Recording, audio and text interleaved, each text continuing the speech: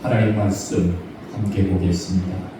구약성경 창세기 1장 26절 27절입니다. 창세기 1장 26절 27절.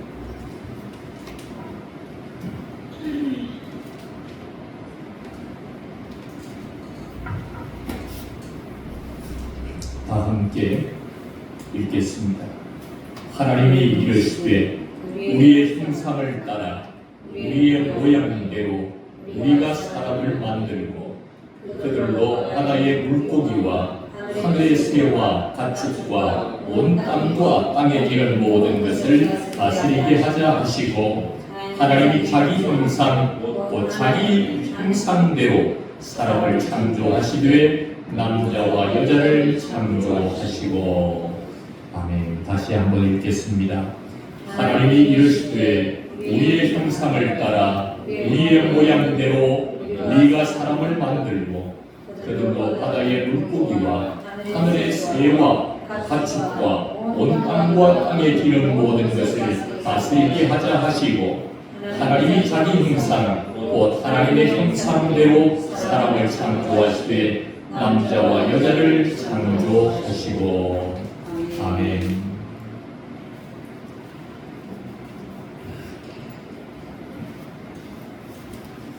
하나님은 살아 계십니다. 그분은 지금도 우리 가운데 운행하시며 지난 한 주간도 우리의 삶에 구체적으로 다가오셔서 역사하시는 능력의 주님, 전능하신 주님, 우리의 구원자가 되시는 주님 예수 그리스도이신 줄로 믿습니다. 우리의 영혼을 살리려고 이 자리로 우리를 불러주신 줄 믿습니다. 오늘의 말씀을 통하여 계시되는 그 예수가 우리의 구원자십니다. 말씀에 기록되어 있는 주인공이신 그 예수님이 우리의 인생의 구원자가 되시는 분이십니다.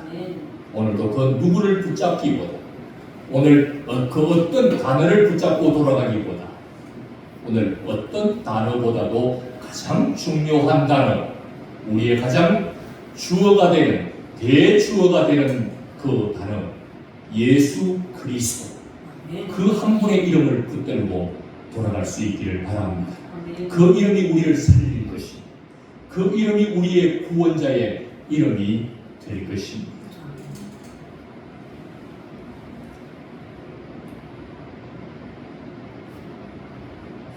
오늘 본문을 통해서 함께 은혜를 나눌 때 26절의 말씀, 27절의 말씀 다시 한번 읽고 오늘의 말씀을 진행하겠습니다.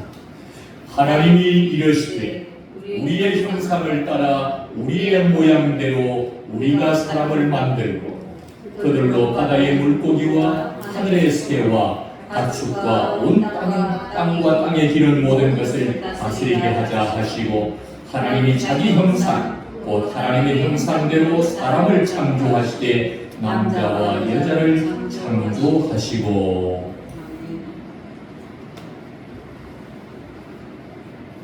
우리가 성경을 읽을 때, 또 우리가 설교를 들을 때, 또 우리가 성경을 해석할 때 가장 중요한 것은, 오늘의 성경의 핵심은 예수님이라고 하는 이 분명한 사실, 정답을 주님이 우리에게 알려주었으니 이 정답을 붙들고 있으면 정답에서 빗나갈 일이 없는 줄 믿습니다.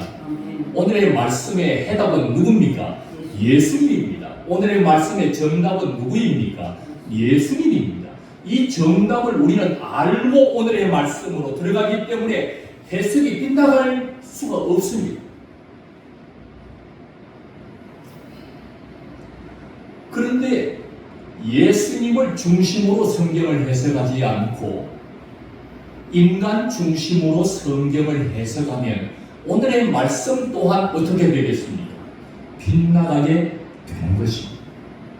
오늘의 말씀의 핵심, 정답, 예수 그리스도를 중심으로 성경을 해석하면 틀림없는 정답에 이르지만 인간 중심, 나 중심으로 성경을 읽으면 결국 빗나가고 마는 것입니다.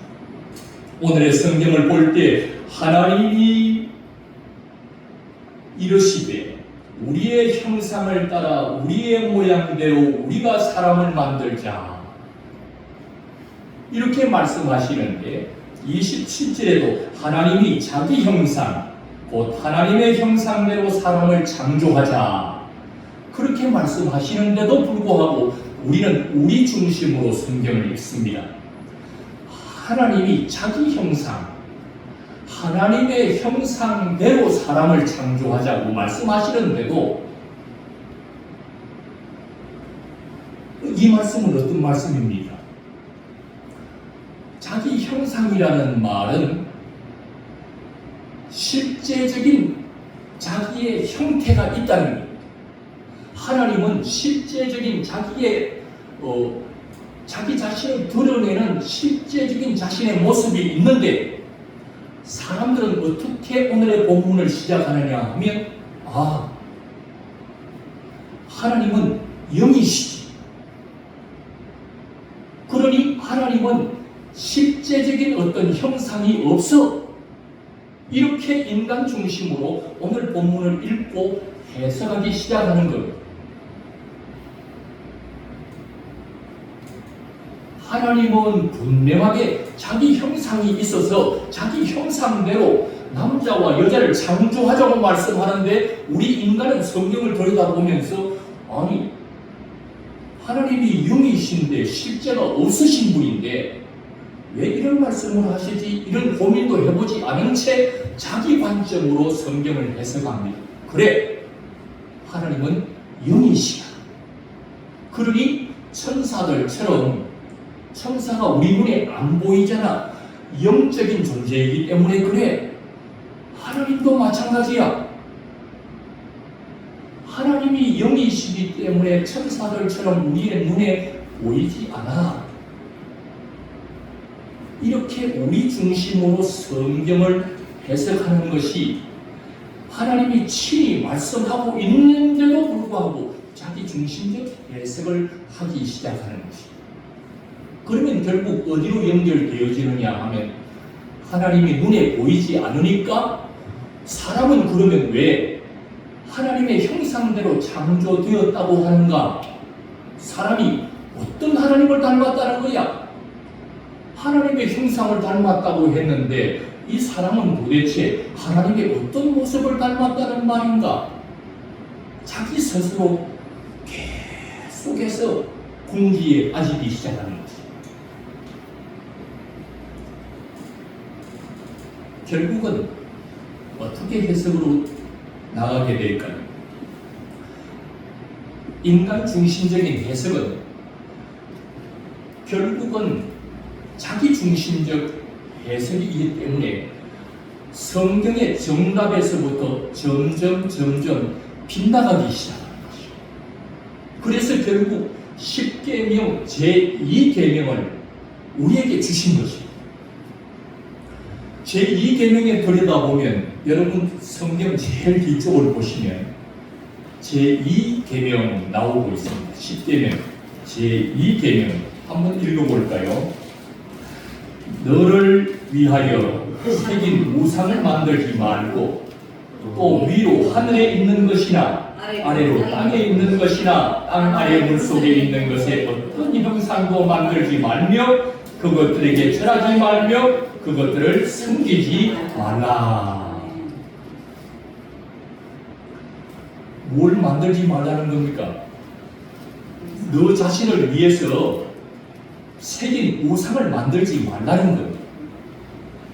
위로 하늘에 있는 것이든지 땅에 있는 것이든지 땅 아래 물속에 있는 것이든지 이 땅에 있는 그 어떤 피조물로도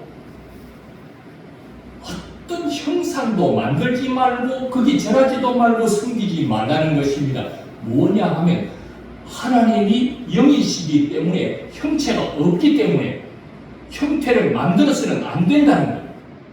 하나님은 실제적인 형태가 없는 분인데 어떤 형태를 만든다는 것은 하나님을 모독하는 일이다. 그래서 제2계명이 그렇게 해서 쓰여지게 됐다는 겁니다. 실제적인 하나님의 형태가 없다라고 하는 것을 전제해서 사람 중심적 해석을 해나가면 결국 이렇게 가는 거죠. 하나님은 영이시다. 실제가 없으신 분이다. 그렇기 때문에 무엇을 만들어서 이게 하나님이다 하고 말해서 그걸 숨기거나 거기 절하거나 그것을 숨겨서는 안 된다. 이 해석으로 나갈 수밖에 없는 것입니다.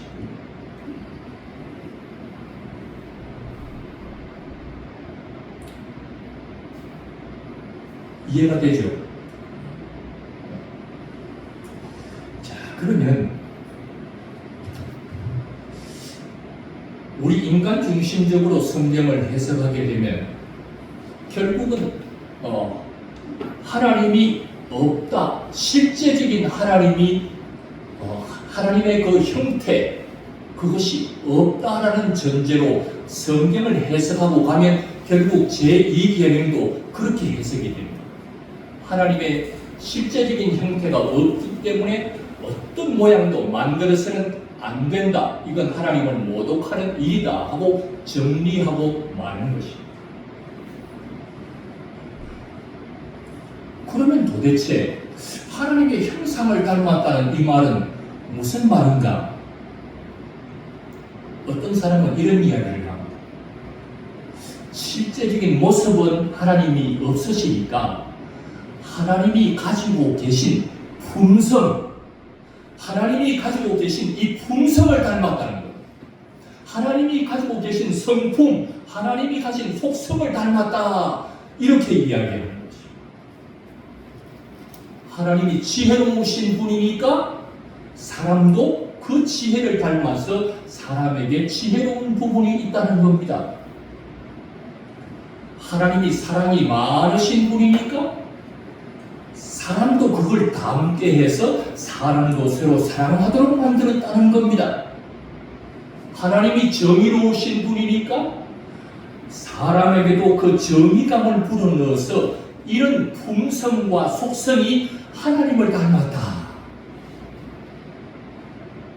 이렇게 해석하게 되는 것이.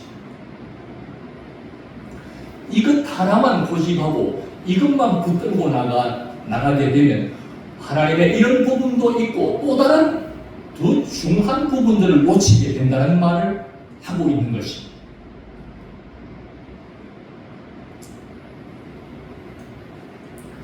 오늘의 본문을 한번 다시 읽어보겠습니다. 하나님이 우리 중심적으로 해석하는 것과 하나님이 말씀하고자 하는 것이 무엇인지를 26절, 27절 같이 읽겠습니다. 하나님이 이르시되 우리의 형상을 따라 우리의 모양대로 우리가 사람을 만들고 그들로 바다의 물고기와 하늘의 새와 가축과 온 땅과 땅에 기는 모든 것을 다스리게 하자 하시고 하나님이 자기 형상 곧 하나님의 형상대로 사람을 창조하시되 남자와 여자를 창조하시고. 하나님은 뭐라고 말씀하시는 겁니까? 형상이라는 말, 자기 형상, 하나님의 형상, 이것이 이 형상이라는 말은 실제적인 형태가 있다는 걸 말합니다. 이 형상, 실제적인 형태가 있고 실제적인 구조가 있고 실제적인 틀이 있다는 겁니다. 하나님의 형상은 어떤 형상일까요? 코끼리같이 생겼을까요? 아니면 개와 같이 생겼을까요? 하나님에게도 하나님은 어떤 분이신가에 대한 실제적인 형태와 틀과 상이 있다는 걸 말씀하고 있는 것입니다. 도대체 이게 뭐냐 말입니다. 이게 품성입니까? 품성은 추상적입니다. 우리 눈에 잘 안 보여요. 그런데 실제적인 형태가 있다는데 어디 하나님이 실제적인 형태가 있냐 말입니다. 이게 무슨 말입니까? 이게 바로 예수 그리스도를 말하는 것입니다. 이것이 이 하나님의 형상이 바로 예수 그리스도를 말하는 것입니다. 골로새서 1장 15절에 말씀하시기를 그는 보이지 아니하는 하나님의 무엇이라고요? 형상이시라. 하나님의 형상이 누구냐 하면 바로 예수 그리스도를 말하는 것입니다. 그는 보이지 아니하는 하나님의 형상이요. 고린도 교인들에게 보내는 고린도서에 보면 거기에도 이곳저곳 여러 곳에서 예수 그리스도가 하나님의 형상이라고 하는 말씀을 수도 없이 해주고 있는 것입니다. 하나님의 형상은 원래 하나님은 보이지 않습니다. 그분은 영이시기 때문에 보이지 아니하시는 하나님의 형상. 하나님은 보이지 않았는데 그 보이지 아니하는 그 하나님이 세상을 구원하기 위해서 장차 오게 될 것입니다.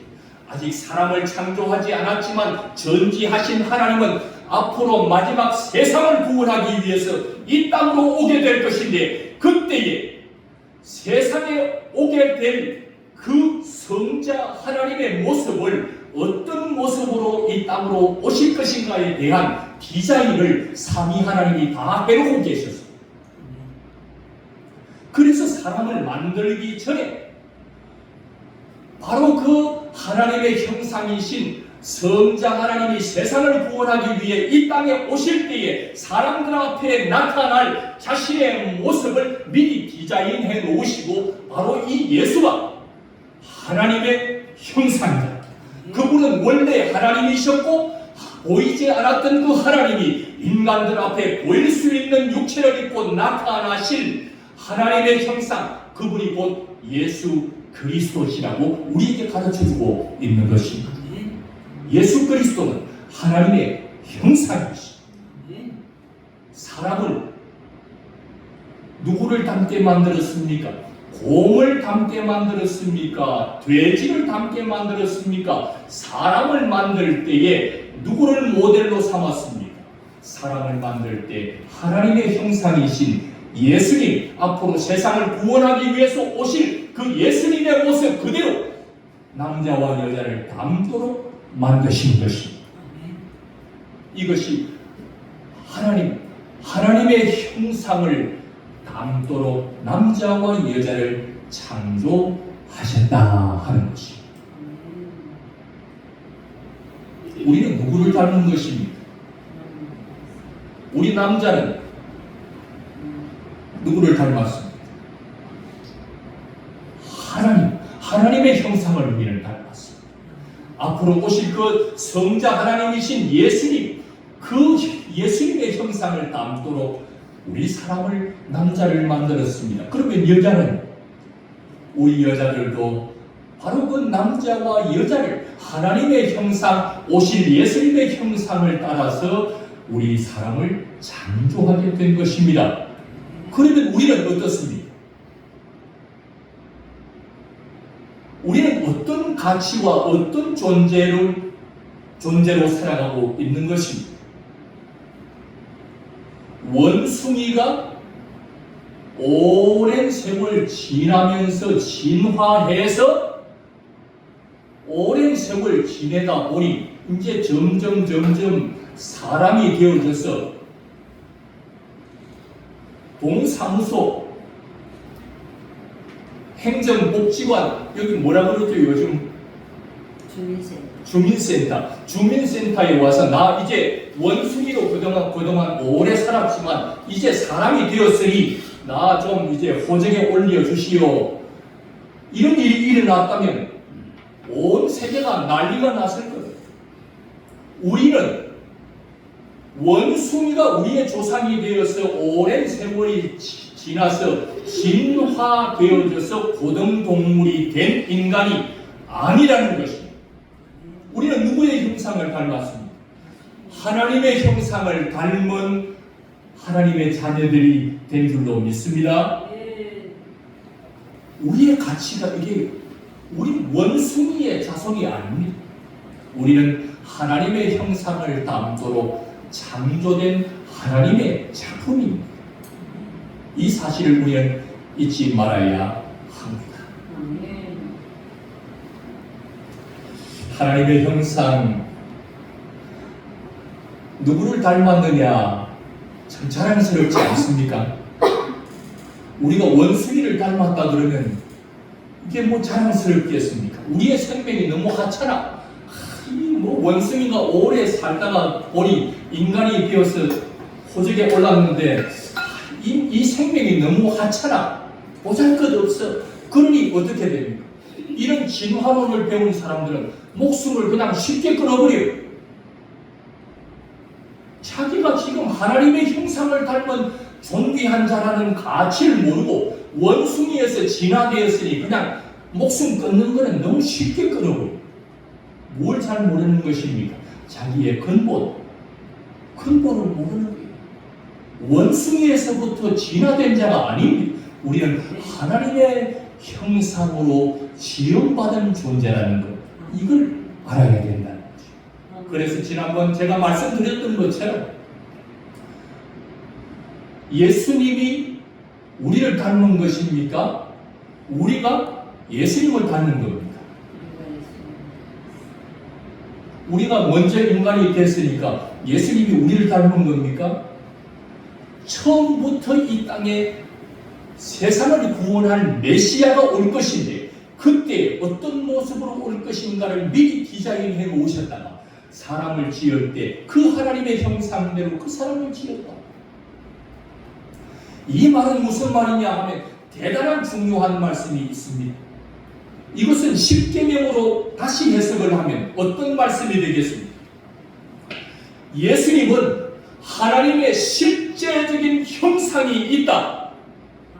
그러니 실제적으로 이 땅에 인간의 몸을 입고 실제적인 형상을 가지고 예수님이 오실 것인데 그 어떤 형상도 만들지 마라. 왜? 실제적인 형상이 있는 분이기 때문에 다른 어떤 형상도 만들어서는 안 된다. 거기 제하지 마라. 그것으로 우상을 삼지 마라. 그것을 섬기지 마라.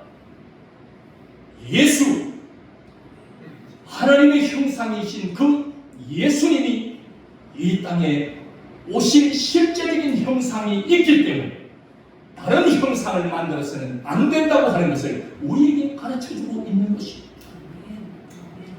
성경을 우리 중심으로 성경을 읽고 해석할 것이냐, 예수님 중심으로 성경을 읽고 해석할 것이냐에 있어서는 이런 엄청난 차이가 나타나게 됩니다. 우리는 예수님이 성경의 해답입니다. 성경이 예수님이 주인공이십니다. 예수님으로 성경을 풀면 거기서 예수님을 만나게 될 것이고 거기서 예수님을 만나면 우리는 그 예수님이 우리의 구원자가 되어서 우리를 살려주시는 놀라운 은혜를 그 속에서 경험하게 되는 것입니다. 예수 놓치고 오늘의 말씀에서 무엇을 들으려고 하십니까? 예수를 놓치고 오늘 말씀 속에서 무엇을 찾아 헤매다가 어떤 단어를 붙잡으려고 하십니까? 예수, 예수, 예수, 이 단어 하나 붙잡으면 오늘 하나님의 형상은 누구입니까? 예수님이십니다.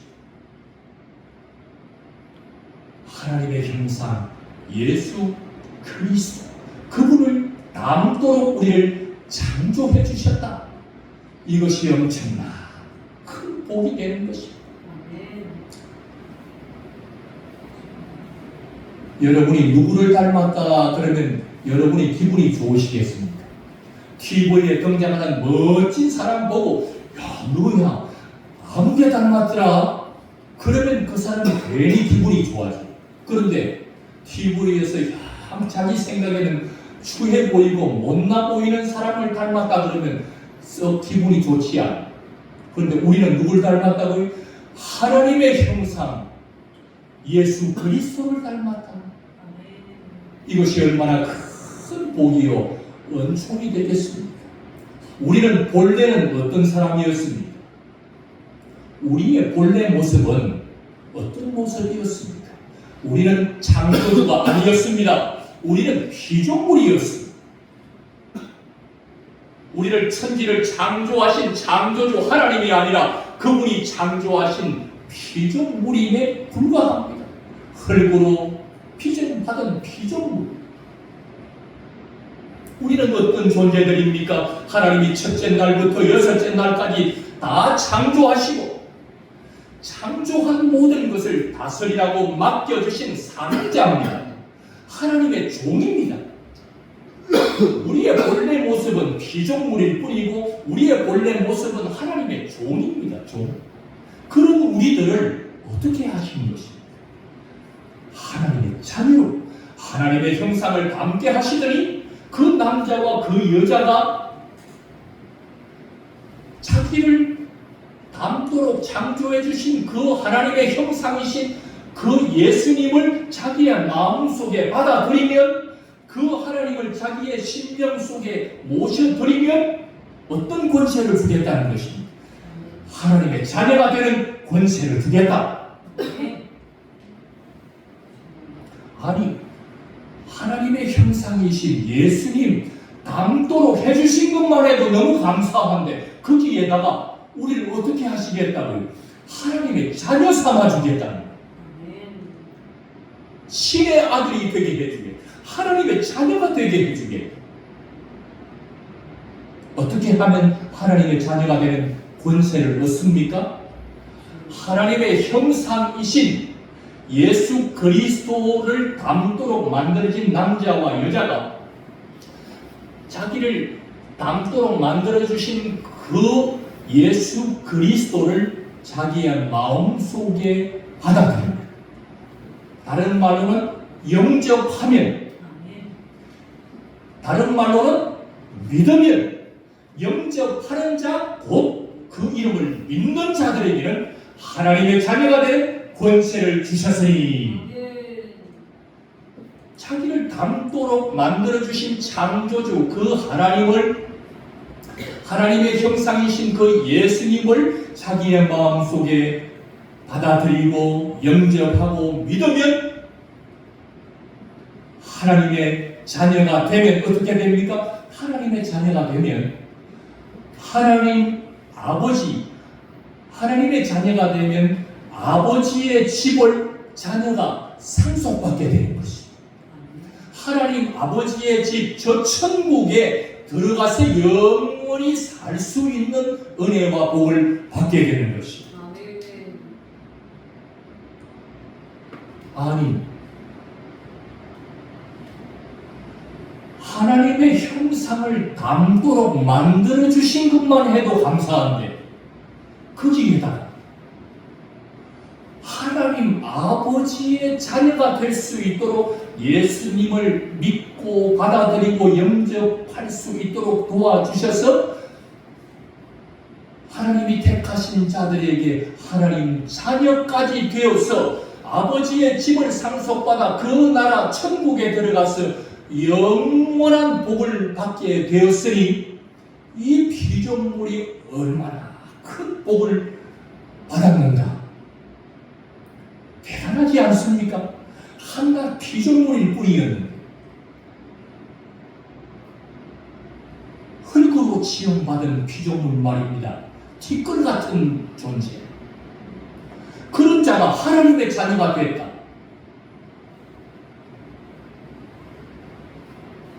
어마어마한 복 아닙니까? 이런 엄청난 큰 복을 우리가 받게 된 것이 하나님의 택함받은 하나님의 자녀가 되어서 하나님 집에서 영원히 살 수 있는 자가 됐습니다. 피조물일 뿐이었던 자가 말입니다. 우리는 하나님이 시키면 시킨 대로 할 수밖에 없는 사명자였는데, 하나님의 종에 불과한 자였는데 우리가 하나님의 자녀가 되어버린 것이, 이게 싫어서 천사들이 타락한 것 아닙니까?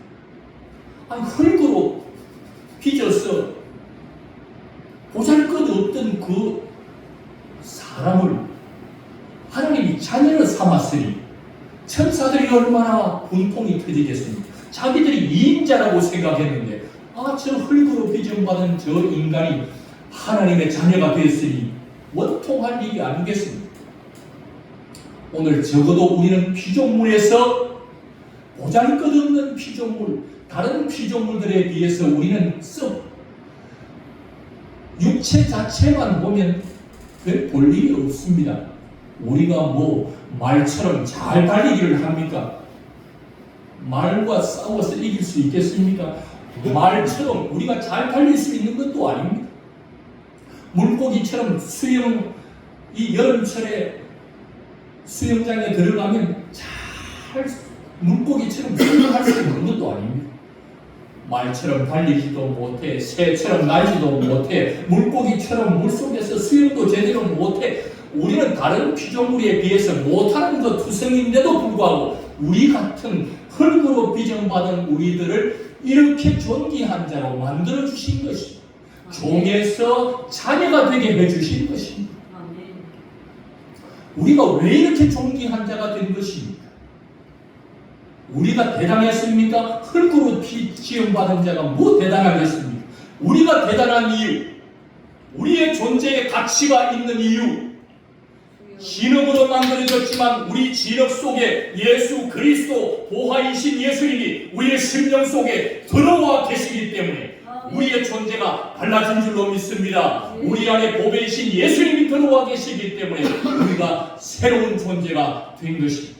보라, 옛것은 지나갔으니 새것이 되었도다. 예수님이 내 안에 들어오시는 새롭게 되어지는 역사가 일어나게 되는 것입니다.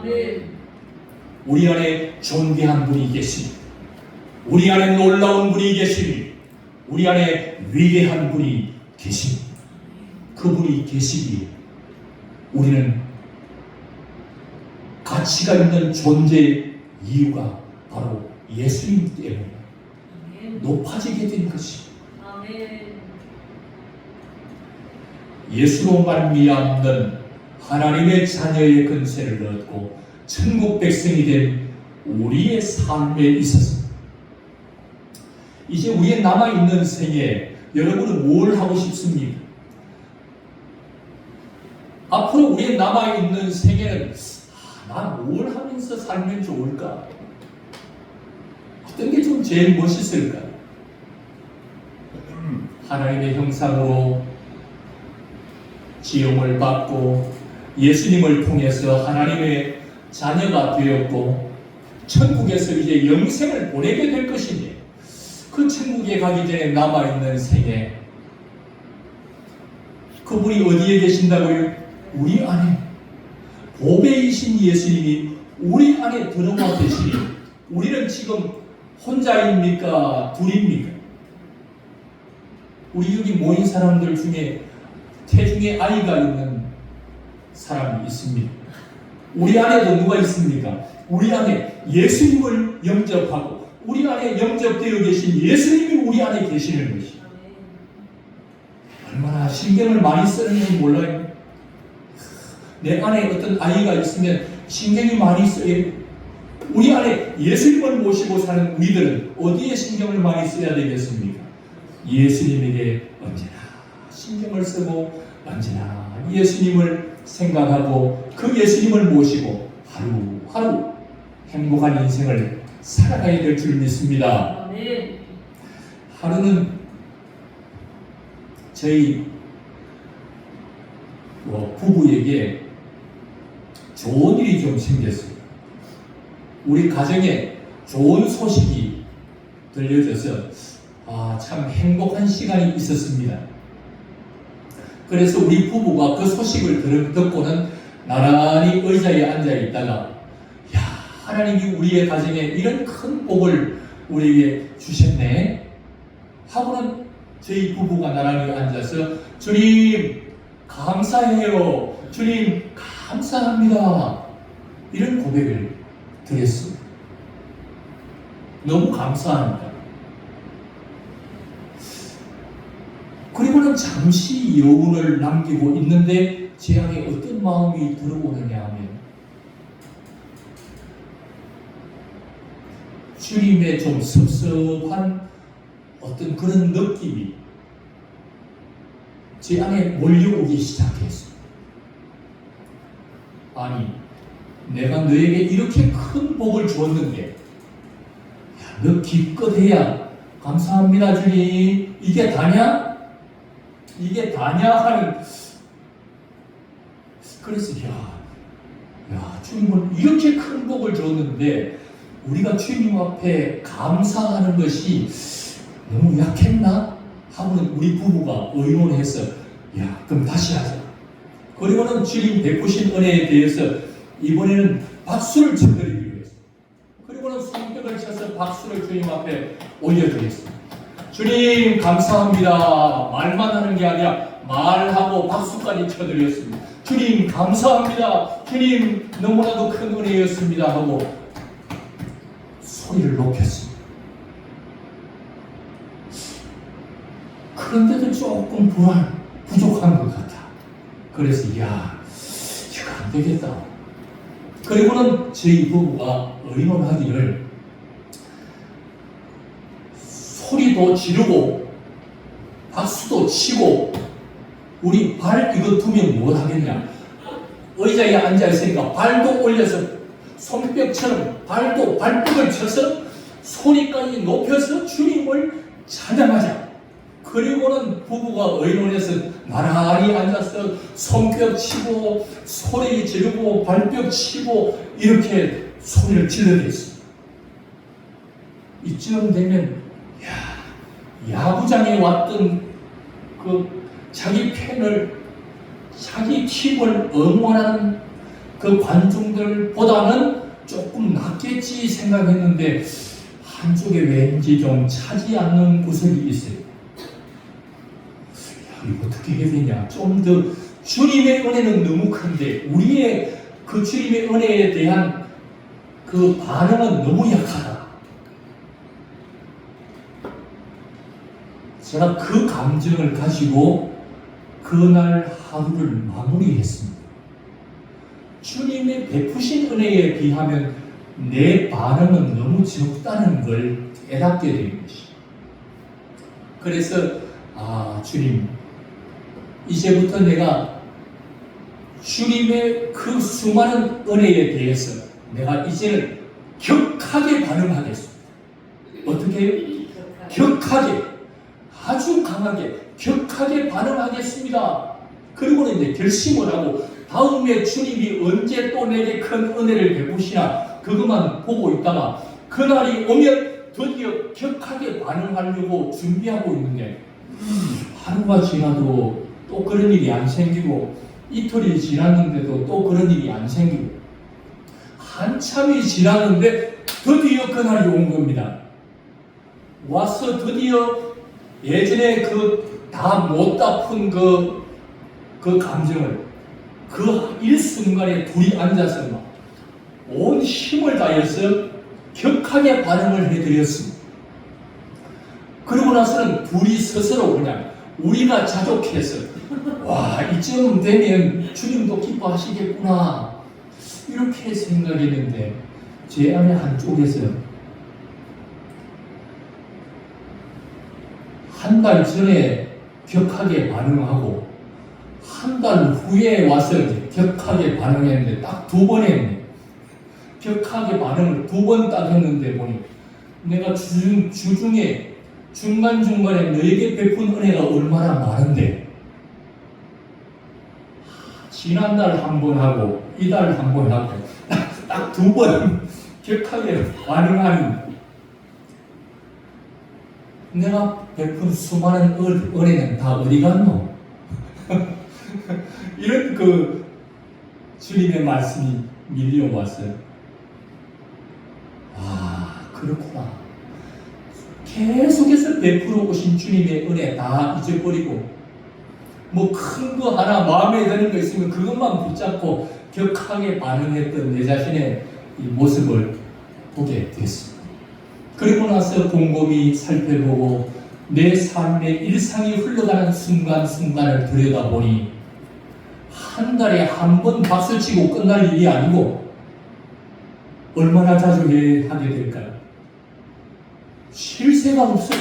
계속 일을 해야 돼. 발뻗치고 손뼉치고 주님의 은혜가 한이 없고 주님의 밀려오는 은혜가 너무나도 한이 없어서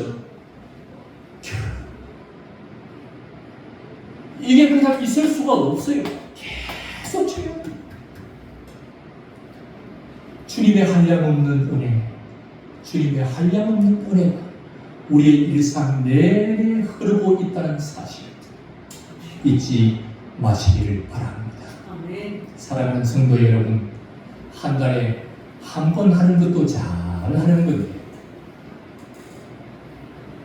우리는 주중에 계속해서 주님의 은혜를 헤아려 보며 그분께 박수와 함성과 발격을 치며 주님을 찬양하고 주님께 영광을 올려드리는 생애가 지금부터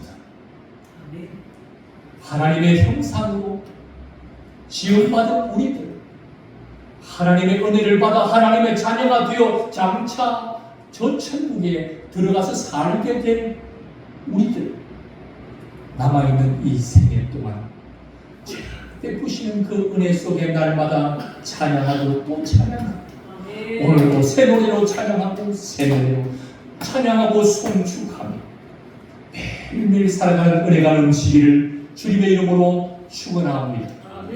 기도드리겠습니다.